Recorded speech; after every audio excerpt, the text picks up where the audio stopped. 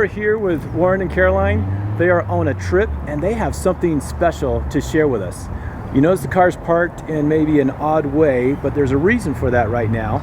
They aren't blocking anyone and they need a charge. So Warren, share with us what you did with your new Model 3. Well, we decided to go on our honeymoon and we needed an adventure. And we decided that the adventure we wanted was to buy a teardrop trailer and pull it with our Model 3. All right, that's pretty impressive. Yep. The Model 3 we got in December, and it was kind of a last minute thing because we wanted the federal tax credit, and we got it because we drove one in November on my birthday and we were like, oh, this car's too good, and pretty much had to have it. And it's really quiet and it's really comfortable. We like road trips, and we had a VW camper that was getting a little long in the tooth and expensive to repair and uses a lot of gas. And we figured the best thing to do would be to get a Model 3 and find a way to tow a trailer on it. So that's what we did. Well, why don't you share with us, and let's take a look at what they've done with their Model 3. This is very impressive. Okay, all right. So it's a long range dual motor, which, as you probably know, means you get about 300 miles on a tank. And the dual motor means it can pull a trailer. Now, you probably know that the Model 3 is not officially approved for towing, but there are two companies that make tow hitches, aftermarket hitches. We bought the Stealth hitch. I'm sure they're both good, but the Stealth hitch seemed to be the best fit for us. And then it was time to go trailer shopping. So we spent about 3 months looking at all the trailers we could find, and we eventually settled on the New Camp Tag, which weighs about 1,200 pounds. I'll show you, here's what we need in order to go on a road trip with a Tag. This is the cable that gives us shore power when we're at a campsite. This, of course, is the Tesla cable, and then we've got a good collection of adapters so that we can plug in and charge the Tesla at night when we're at the campsite. This is a 30 amp power conditioner in case you're a little unsure about the quality of the electricity at the campsite. We haven't had any issues yet. We had one campsite that was a little iffy about letting you charge an electric car because they didn't really understand how it worked, but they're nice about it, and we haven't had any issues in that regard. So can you show us how you hook things up back here? Sure, absolutely. This is the Stealth hitch. I won't go into the installation. I just hired someone to do it. It's not onerous. The biggest challenge is you've got to run power all the way to the battery up front. You've got two chains in addition to the usual hitch, and then the 4-pin electrical connector, which provides the turn signals and running lights and brake lights. Here's a brief tour of the trailer. It weighs about 1,200 pounds. It's a Tag XL. And it's 6 feet wide and about 13 feet long from tongue to tail. Up front, you've got a propane tank and a 12-volt battery. We carry these little mats, door mats, for the doors of our trailer. It's got this beautiful skylight window that lets us look at the stars at night. And we've got a couple of doors and 13-inch wheels and a galley.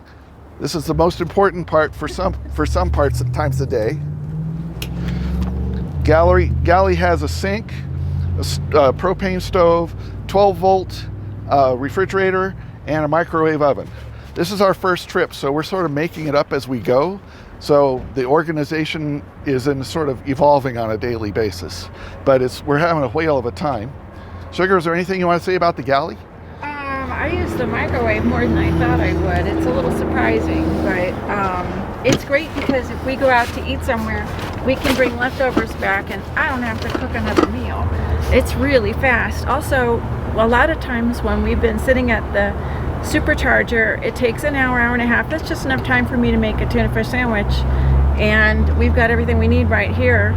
The solar panel on top, the flexible solar panel, keeps the fridge cool, tops off the battery while we're driving because we don't get any power back from the car because it's only a 4-pin connector, and it's working out great. We use the propane stove. We haven't put the water in the 11-gallon tank for the sink, just because we didn't want to carry the extra weight. And so far that looks like that's been a good decision.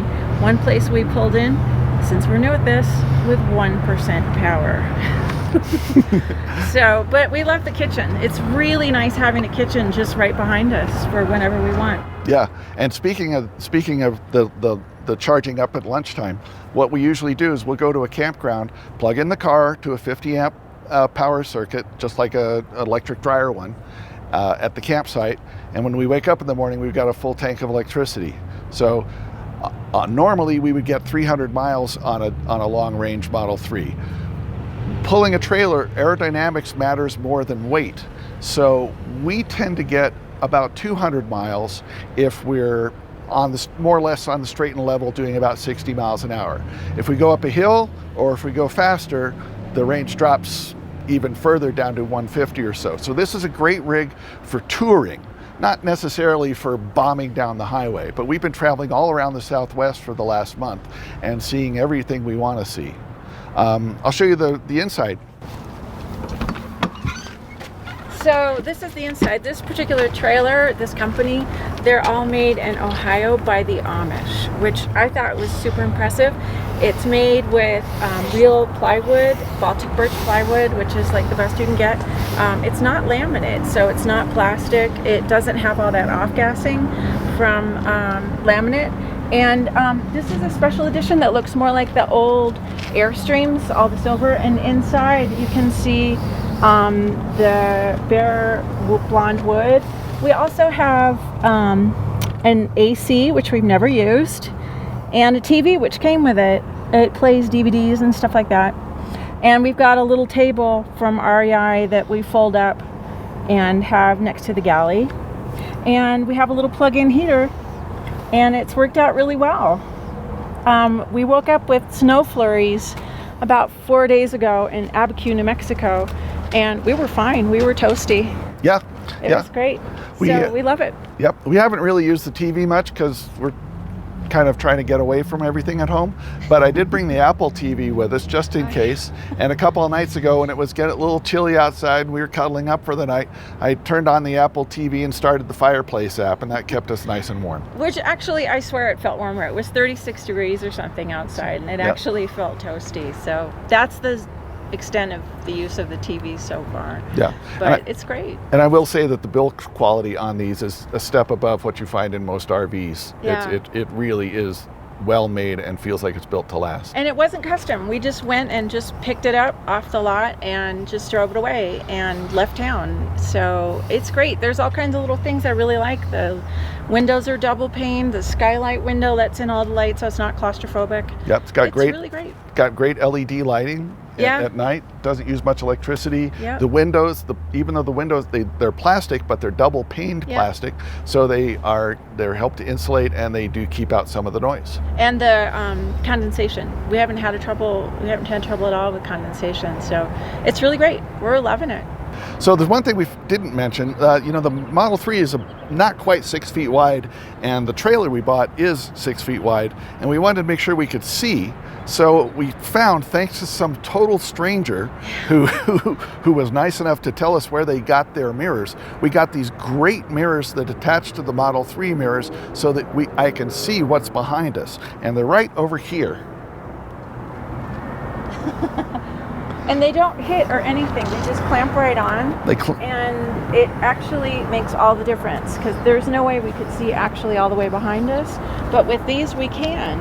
And they just clamp on. They don't weigh a lot, and they work really, really well.